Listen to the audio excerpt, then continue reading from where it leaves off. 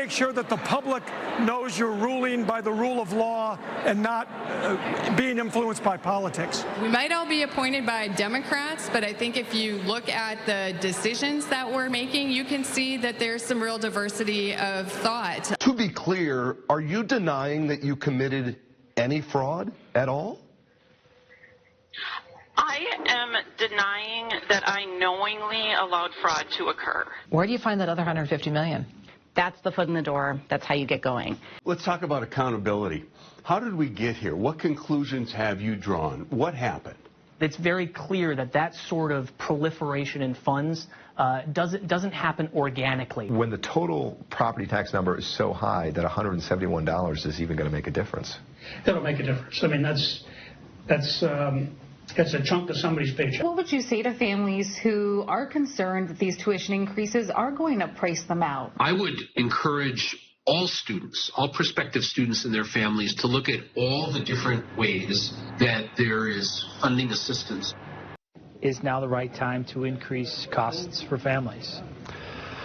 As I said, I wish we could do it otherwise. The triage comes in the form of $205 million this year and a $500 million reserve fund available in upcoming years. What guardrails are in place to make sure these hundreds of millions of taxpayer dollars are going to be spent efficiently so there's not another crisis looming in a year or two? I want to be very clear on this, and anyone making any suggestion to any way that this situation here at Hennepin County because of financial mismanagement. Right now, we are tracking storms across the state, and it rained hard a little while ago in the metro, and there was a ground stop last night at MSP because of heavy rain. According to FlightAware, only a few delays tomorrow. That's good news. Minnesota Weather Authority meteorologist Chris Reese is tracking what's going on right now.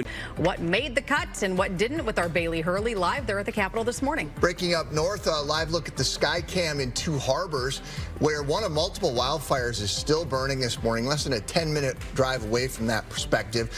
The impact with the Minnesota National Guard assisting in the firefight. And we have a live look at Washington this morning, where this year America is celebrating 250 years. You've heard a lot of talk about that. Well, the new questions over an event that was held at the nation's capital yesterday. The news starts now. 15 defendants, $90 million in alleged fraud. Thanks for joining us at 5 o'clock. I'm Paul Folger. I'm Leah McLean. Leaders of several federal agencies come into Minneapolis today detailing their coordinated effort to fight fraud. Our Kevin Doran is live at the federal courthouse in Minneapolis, starting our team coverage tonight. Kevin? Yeah, a lot of news being made here today. Federal officials tell us this is just the beginning of uncovering what they call shocking levels of fraud in Minnesota. Now, our Ryan Raish is digging into the programs involved, including a new one facing allegations. But first, Chief Political Reporter Tom Hauser has the latest on these new indictments. Tom?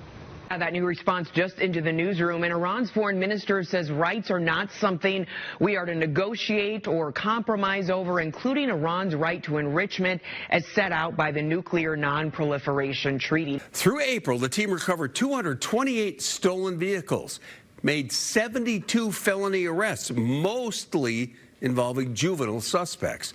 We're told the impact of these crimes goes far beyond car theft. We've been covering rising prices for you for months, including a story about steps you can take to protect your car from thieves.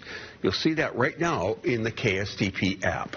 Listen, in just a few months, Minnesota's Supreme Court will have a new Chief Justice. Governor Tim Walz elevating Associate Justice Theodora Gaitis to the chief role now, and that sets another big change into motion with the courts. And so now the attention turns to the forecast for northern Minnesota, and really the hope here is to help those fires get out. All right, Chris, you're back now. You've got to look at what those communities can expect. As Kevin just said, they didn't get a lot of rain, so what can they expect? Whoever's praying for rain right now, I'll tell you to keep doing it, because our odds of rain in northern Minnesota are on the rise right now. Once it all moves out, the sunshine returns by Wednesday. That is a good day for a car wash, my friends. Same with Thursday, even Friday, not bad, but there's going to be a chance of thunderstorms that returns to the mix. Well, we have some breaking news right now. We've just confirmed one of the 15 defendants, now federally charged for allegedly defrauding $90 million in taxpayer money, is in custody. Paulie, I'm in the kitchen right now, but I want to show you something. This is the average price of a pound of ground beef a year ago today in the United States, $5.80. Let's move over here. This is what I just paid at a local grocer here in the Twin Cities. $10.99. It was the cheapest option, I promise you. And when you compare these two numbers, it's pretty easy to see a trend. Beef is just exploding in cost right now. People we spoke with today, well, they're noticing the difference. Let's give you a closer look at that Flanders fire. This is in central Minnesota, north of Brainerd, where I grew up. This pink area represents 1,666 acres that have burned.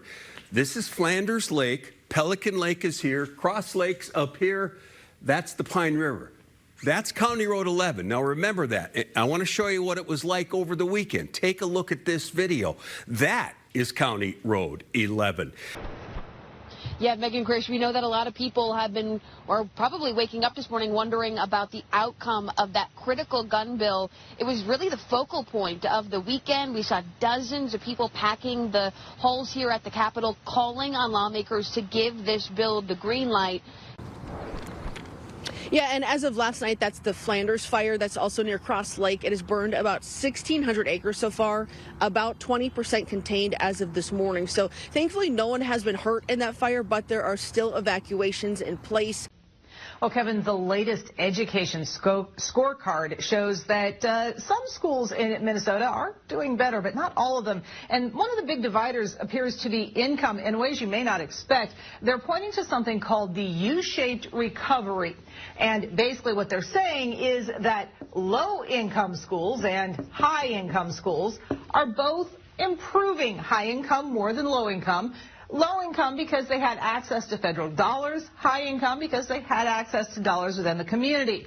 Meanwhile, the majority of schools, those in the middle income brackets, they haven't gotten any money help from anyone, and they are not improving.